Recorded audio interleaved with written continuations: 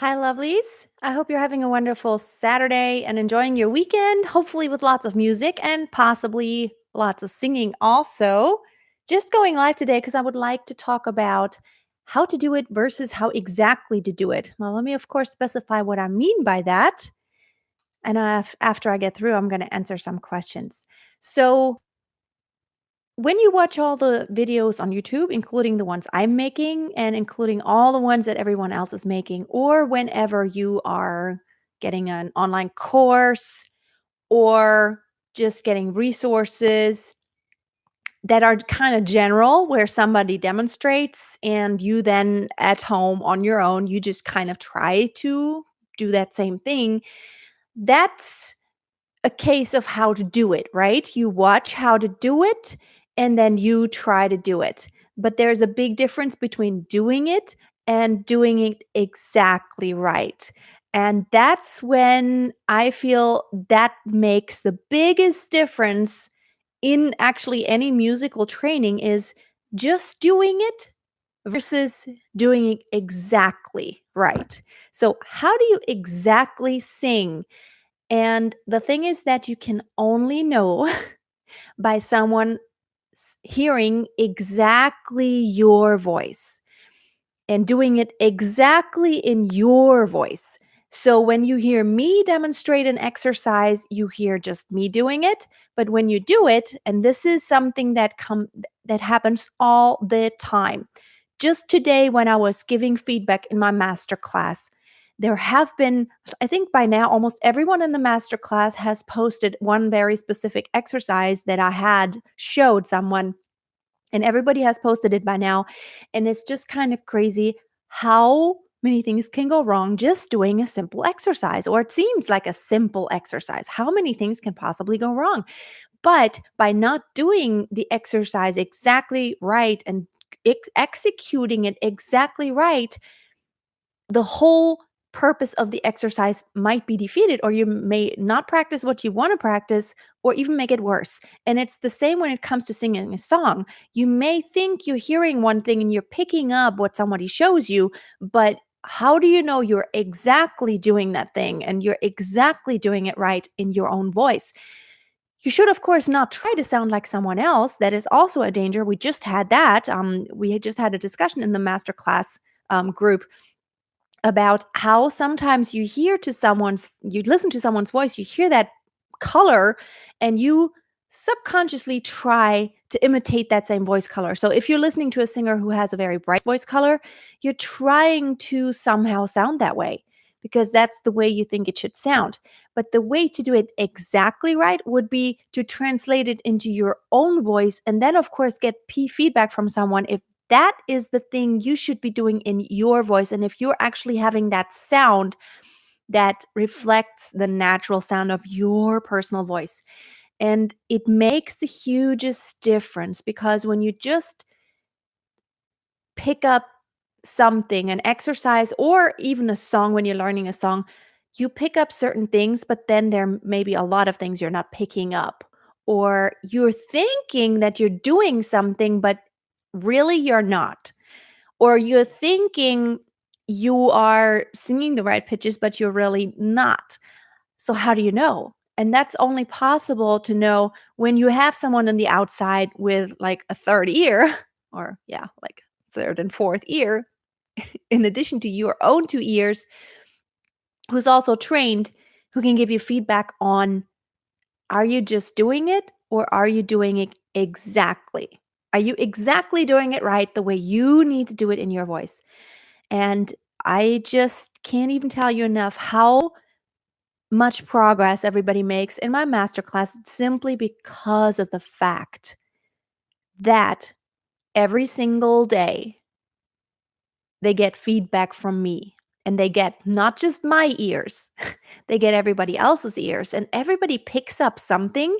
And when not only one person, but a lot of people continue to kind of point out the same things, it just hits home so much more, so much deeper, so much quicker than working on your own and just doing it.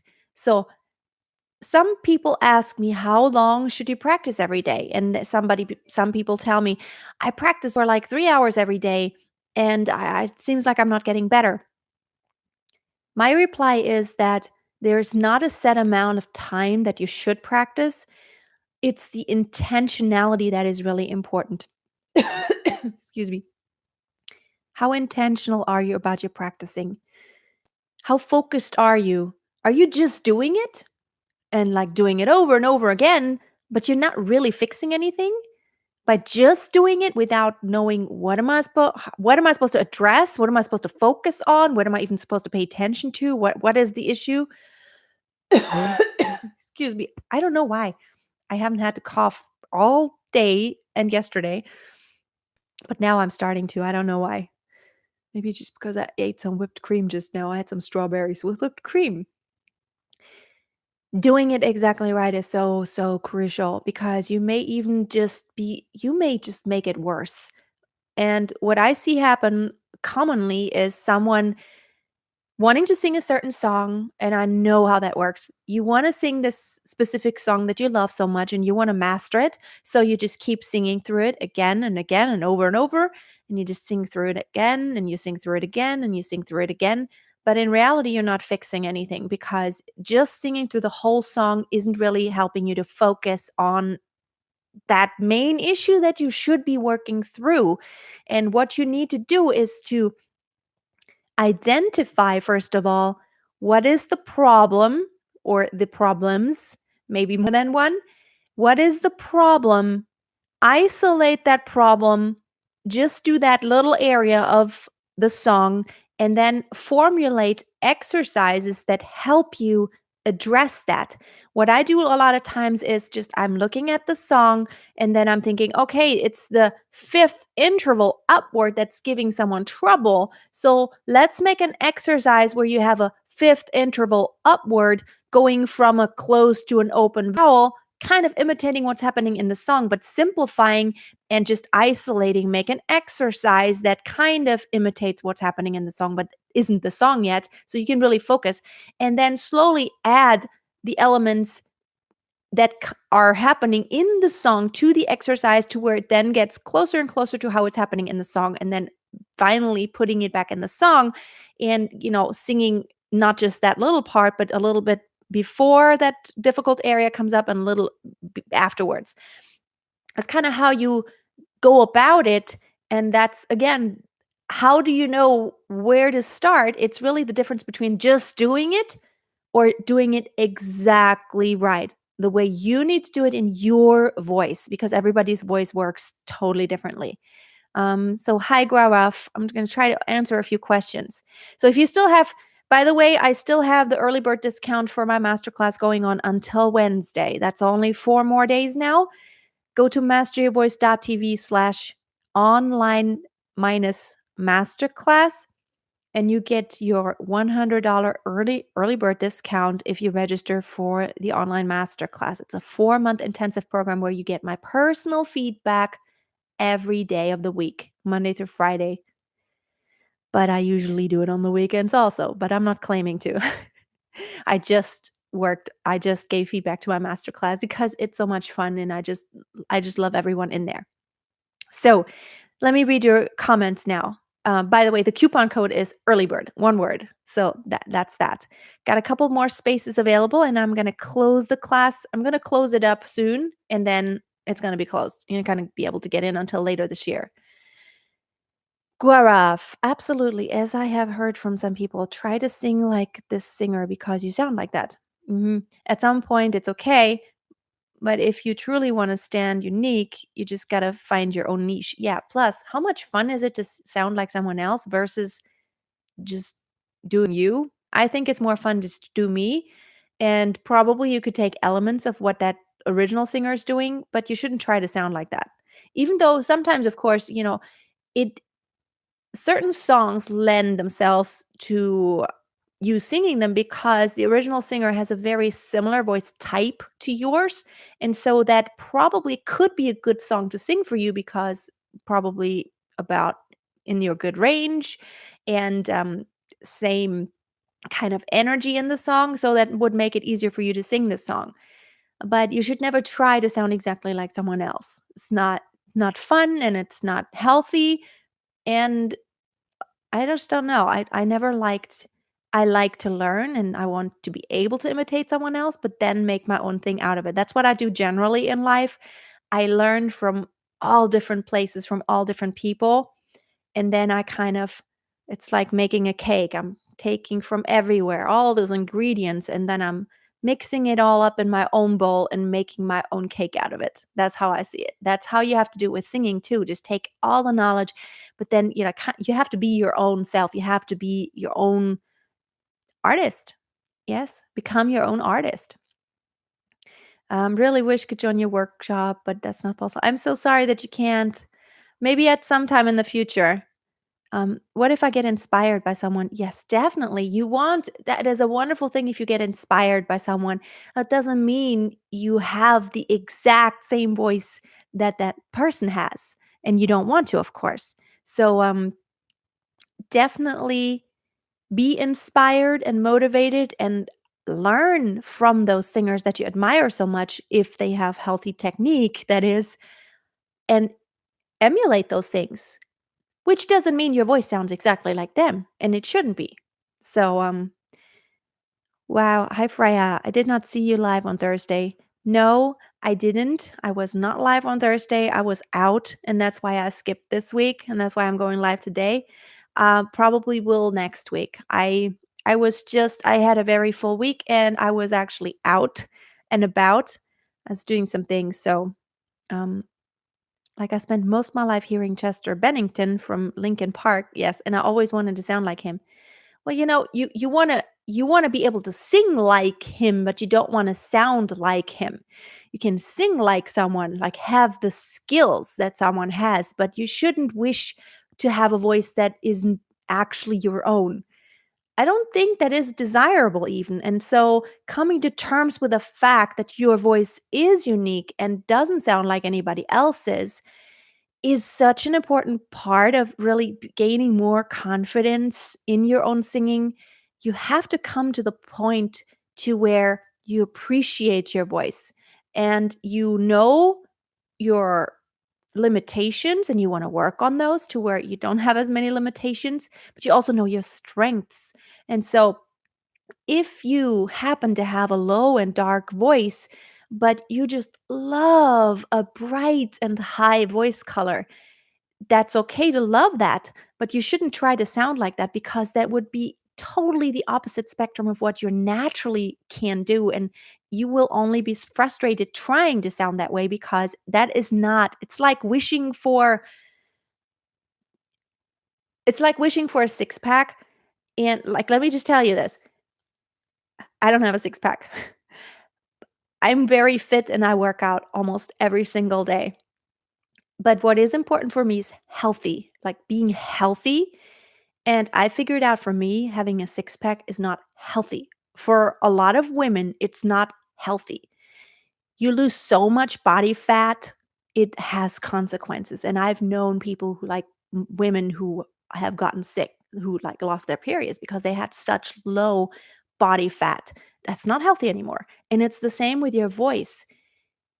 Everybody has a different body and everybody has a different voice. So, you know, you want to get to your personal best, but that doesn't mean you're gonna sound like someone else. And also your body. My body isn't gonna look like someone else's. I wanna just get to my personal best and only compare yourself to you, you know, are you making progress? So, to sound like him always ruptured my throat. Oh, I'm so sorry to hear that. That's horrible. And now that I have found my own voice, I have finally learned to control the grit. Yes, it's all about respecting and loving your voice. And, it is so cool that everybody's voice is unique. You recognize, if you close your eyes now and you have been following me for a while, you could recognize my voice. Because I sound different from anyone else, and you sound different from anyone else. And that's a wonderful thing. It's a good thing. One more thing. Does your voice necessarily should suit some genre? I mean, if I love metal and I have a very light tone, then should I switch to singing falsetto songs? That is a good question. I always thought, the thing is this. If you look at any original artists, they make the music fit their voices and they make everything to where they create something that is just a unity. And you could sing metal songs, but you probably would have to play them differently, like the band would have to play them differently. You would have to make something slightly different out of them so that it all sounds good, because if you have this, it doesn't fit together. Like, also, if you sing an opera with this very, raspy voice, it wouldn't sound right?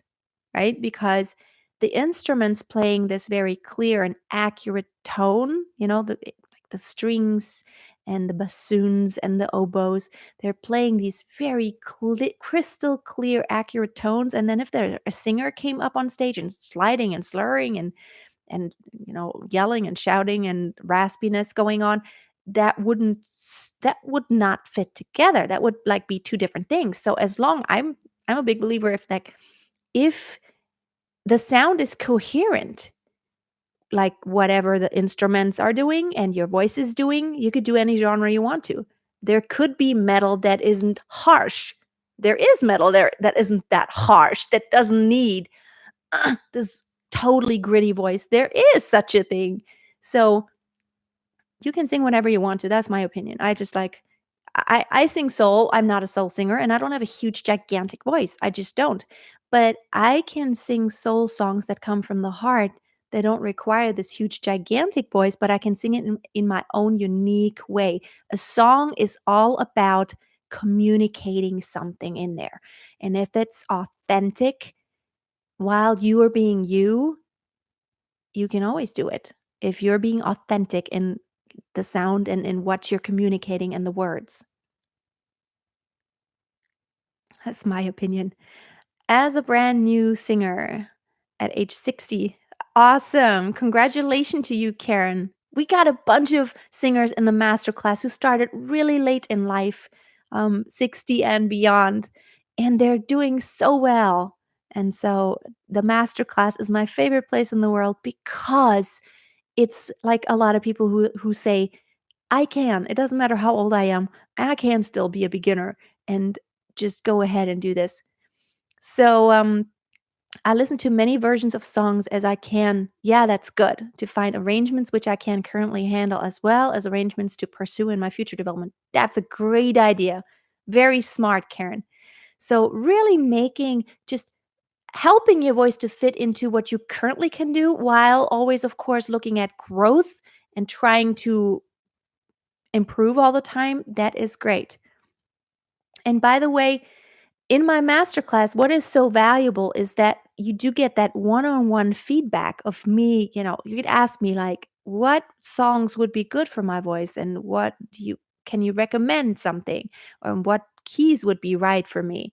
And you just get my expertise then, because I have a lot of experience in what it should sound like in different genres.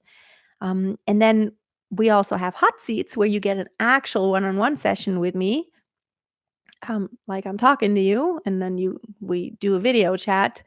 That is really valuable. So let's see. I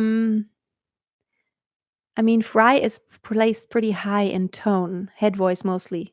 You mean vocal fry? No. Oh, are you talking about my name? Or you were vocal fry? Vocal fry doesn't have to be high in voice. Maybe I'm not understanding. Um, I'm normal by. Yesterday I had a vocal surgery. Oh my goodness, you did? I'm really sorry to hear that. Got a polyp, but now I'm fine. Oh my goodness, I hope it gets better. I know it does take some healing time. I used to smoke a lot, but now I quit smoking. Well, congratulations that you made that. As a matter of fact, tonight I'm going to sing with my colleague, and he has been smoking forever, and it's just so bad. By the way, if you're not following my YouTube stories, I just this week started really doing a lot of, well, every day I'm trying to do a little bit of stories.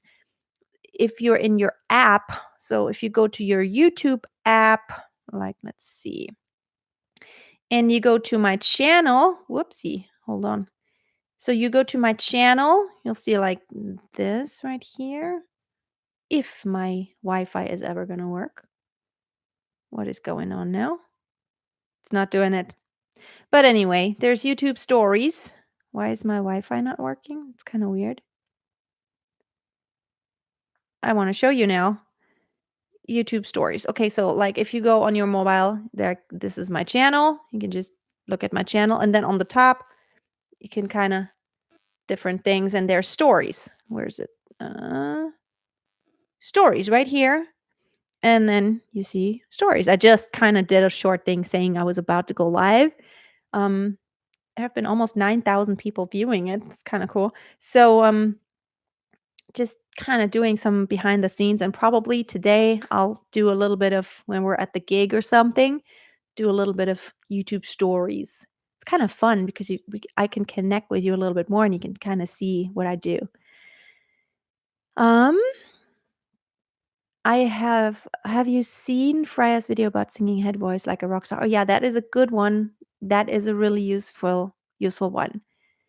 Head voice and not sounding classical. Okay, I will look for it. Thanks. Okay, awesome. Renew, I'm 59. Well, that's, like I said, it's just amazing. A lot of people in my master class are older singers who either have sung a lot but never really taken lessons or actually just recently started being serious about it and just even singing at all at age 60 or higher. And so, it's really interesting, but it's just amazing how far someone can come from not knowing what chest voice and head voice is and or not even having found any chest voice and realizing, "Oh, I've sung in head voice all my life." And now singing soul songs in chest voice that is strong and figuring out that you can belt like crazy high. We have one member in the masterclass. I mean, she's an older semester, but it's crazy how, like, her voice is evolving. It's really exciting. So, again, if you wanna check out my masterclass, I have a few more spots available. It's gonna close soon. It's going to fill up. It's already pretty full. We got 15 people in there now, only taking a few more until I'm closing up, and this is your chance to get that $100 early bird special if you take the coupon code early bird. Go to masteryourvoice.tv, masterclass. So 4 months of me giving you personal feedback. Which exercises the mostly improve the voice? I think what is the most important is that you don't just focus on one thing, but that you, like in your regular voice regimen, that you do a warm up that always addresses all the areas of your voice. So you want to sing through your entire range, singing high and singing low. And you can do that by going to my website, masteryourvoice.tv, and downloading the free 30-minute audio warm up. That's like when you get to the homepage, you're going to see it on the top, a little bar. You can download it on there. And that is a great starting point to really start working through your whole voice. Um okay, I wanted this to be kind of short. Am I on Instagram? Yes, I am. You just look at Freya Casey Music. That's my handle there. Um Hey, Prince Patel, you're back. Awesome. But let's see. I didn't want to make this long. I just really wanted to just what drives me crazy nowadays that being talented and being professional are two different things. I mean, in singing. Hmm. Does talent and practice, is it enough or a complete professional training is important? Okay, you're saying something. It really depends on what you're singing. If you're singing classically, there's no way around any training because you have to be so accurate and you have to really know a lot of stuff. And you have to even know some theory because you're going to work with orchestras and conductors and you have to know your stuff. Now, singing popular style music, unfortunately, it has turned out to where nowadays there's a lot of singers who just naturally can sing, but they don't have a lot of training, and so doesn't mean that they have the most healthy technique. Although it still does sound awesome. But 20 years down the road, they are not going to have as much control over their voice just because they have never had that training of how can you sing in a healthy way to where you're not going to hurt yourself in the long run. And it's just sad. You can sing without any training if you just naturally know how to sing. It's just, well, the light is changing because the sun is coming in and out here. If you just naturally how to sing, you can just go ahead and just sing. But you just don't know if it's a healthy way and if in 10 and 20 years down the road, your voice is still going to work as it does now. When you're young, you can do lots of things. You could just kind of belt it out all the time. But when you get a little older, things do change and it doesn't work so well anymore when you just go for like going to the limits. Um, like Freddie just used to sing songs and practice on and on and on. He did take some piano lessons and he covered most of the genre that one could ever sing. Yeah, that's true. And became the best singer of all time. But he was very interested in actually learning technique. Um, he was very interested and he did practice and he had a coach. I have a student who doesn't have much range. She can't get to her head voice or does it very cracked. I think that she should visit a doctor. Do you agree? Yeah, if she has a very extremely small range, you have to kind of check it if it actually happens in her speaking voice also. If it does, then she might have to see an ENT just to kind of check the vocal cords. But you just don't know. If it's a speaking thing, if it's in her speaking voice, then definitely that it's an anatomical thing. But if it's just in her singing voice, it might just be the way she sings. Oh, sorry about the lighting constantly changing. It's like the sun is like it's very cloudy and like sunshine and clouds. Um, Pitch training. Oh yes, pitch training is so important. So, but thanks for hanging out. I need to get going here. 27 minutes. I wanted this to be like 10, 15 minutes or so. Um, why don't I release an album? I'm working on 2 albums right now, actually. I write tons of songs and I perform lots. And that's why I see myself first and foremost as I'm an actual performing artist. I have gigs almost every week. And so that's what I do. That's what I do for a living. It's what I've been doing for 15 or 20 years, living off just gigs. And my teaching just was added at some point because I wanted to be versatile. And I love actually teaching a lot. One of my students, yeah, well, I do have some coaching videos on YouTube, but the problem is that most of my students who come to my studio here, I teach them in German because they're German. So, but I have a live event going on June 9th and 10th here in Germany in Tübingen. It is Master Your Voice Live. So if you are in Germany or around Germany, or you want to come to Germany in June, it's the most beautiful time of the year here. You can just go to masteryourvoice.tv and there's MYV Live. Find out the info, but I will probably record some of those sessions that we have and post them on YouTube so that you can catch a glimpse of when I teach actual students that are in front of me. Where are my gigs? They're all over the place. Well, nowadays they're in Germany. I used to be all over the world. And I used to be on cruise ships and, like as a singer and travel the world. And when my daughter came along, I changed a lot of things. And so now I'm not traveling so much anymore. I used to travel a lot and I had gigs like all over Europe all the time, flying from here to there and everywhere. But awesome. But now I'm just doing a lot more teaching online now, and I still have gigs all the time, but not nearly as much as I used to do. Because for now, being a mom is like really important to me. Is my Wi-Fi not good? I don't know. I'm not on Wi-Fi. I actually have the cable plugged in. So I have the network cable plugged in. Well, thanks everyone for hanging out.